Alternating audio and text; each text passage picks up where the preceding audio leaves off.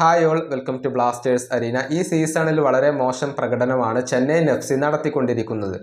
ഏറ്റവും ഒടുവിൽ കളിച്ച മത്സരത്തിൽ 1-3 ഗോളുകൾക്ക് ചെന്നൈയിൻ എഫ് സിയെ അവരുടെ മൈതാനത്ത് വെച്ചുകൊണ്ട് പരാജയപ്പെടുത്താൻ കേരള ബ്ലാസ്റ്റേഴ്സിന് കഴിഞ്ഞിരുന്നു. ഇതോടുകൂടി അവരുടെ പ്ലേ ഓഫ് സാധ്യതകൾ ഏതാണ്ട് അവസാനിച്ച് കഴിഞ്ഞിട്ടുണ്ട്. അവസാനമായി കളിച്ച 12 മത്സരങ്ങളിൽ കേവലം ഒരു മത്സരത്തിൽ മാത്രമാണ് ചെന്നൈയിൻ എഫ് സിക്ക് വിജയിക്കാൻ കഴിഞ്ഞിട്ടുള്ളത്. എതിരാളികളുടെ മൈതാനത്തും സ്വന്തം മൈതാനത്തും മോശം പ്രകടനമാണ് ചെന്നൈയിൻ എഫ് സി നടത്തിക്കൊണ്ടിരിക്കുന്നത്. അതുകൊണ്ട് തന്നെ അവരുടെ പരിശീലകനായ കോഹ്ലിനെതിരെ ഇപ്പോൾ ചെന്നൈയുടെ ആരാധകർ രംഗത്ത് വന്നിട്ടുണ്ട്. അദ്ദേഹത്തെ പുറത്താക്കണം എന്ന് പലരും ഇപ്പോൾ ആവശ്യപ്പെടുന്നുണ്ട് എന്നുള്ളതാണ്. ഏതായാലും ഈ വിഷയത്തിൽ ഓവൻ കോഹ്ലി തൻ്റെ പ്രതികരണം രേഖപ്പെടുത്തിയിട്ടുണ്ട്. അതായത് ആരാധകരുടെ വിമർശനങ്ങളിൽ കഴമ്പുണ്ട്, കാര്യമുണ്ട് എന്നാണ് കോഹ്ലി പറഞ്ഞിട്ടുള്ളത്.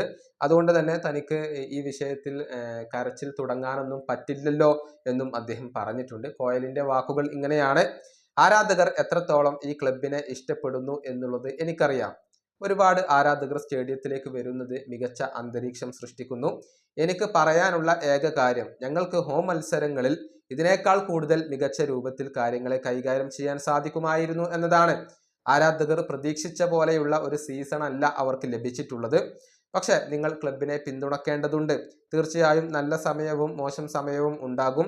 ആരാധകർ വിജയങ്ങൾ ആഗ്രഹിക്കുന്നുണ്ട്. അത് ലഭിക്കാത്തപ്പോൾ വിമർശനങ്ങൾ വരിക എന്നുള്ളത് സ്വാഭാവികമായ ഒരു കാര്യമാണ്. അത് ഫുട്ബോളിന്റെ ഭാഗമാണ്. അത് എനിക്ക് മനസ്സിലാകും. ആരാധകരിൽ നിന്നും സ്നേഹവും വിമർശനവും ലഭിച്ച ഒരു പരിശീലകനാണ് ഞാൻ. അതുകൊണ്ട് തന്നെ വിമർശനം വരുമ്പോഴേക്കും എനിക്ക് കരച്ചിൽ തുടങ്ങാനൊന്നും പറ്റില്ലല്ലോ, അത് സാധിക്കില്ല. കാരണം ഈ ഒരു ആരാധകരുടെ വിമർശനങ്ങളിൽ കഴമ്പുണ്ട്. ഇതാണ് ഓവൻ കോഹ്ലി പറഞ്ഞിട്ടുള്ളത്. വളരെ ബുദ്ധിമുട്ടേറിയ ഒരു സമയത്തിലൂടെയാണ് കോഹ്ലിയും ചെന്നൈയിൻ എഫ് സിയും ഇപ്പോൾ കടന്നുപോയിക്കൊണ്ടിരിക്കുന്നത്. ഏതായാലും അടുത്ത മത്സരം ഈസ്റ്റ് ബംഗാളിനെതിരെയാണ്. ഫെബ്രുവരി 8-ാം തീയതി അഥവാ നാളെയാണ് ഈ ഒരു മത്സരം നടക്കുക. ഈ മത്സരത്തിലെങ്കിലും വിജയവഴിയിലേക്ക് തിരിച്ചെത്താൻ കഴിയും എന്നുള്ള ഒരു പ്രതീക്ഷയിലാണ് ചെന്നൈയിൻ എഫ് സി ഉള്ളത്. ഈ വീഡിയോ അവസാനിപ്പിക്കുന്നു. അടുത്ത വീഡിയോയിൽ കാണാം.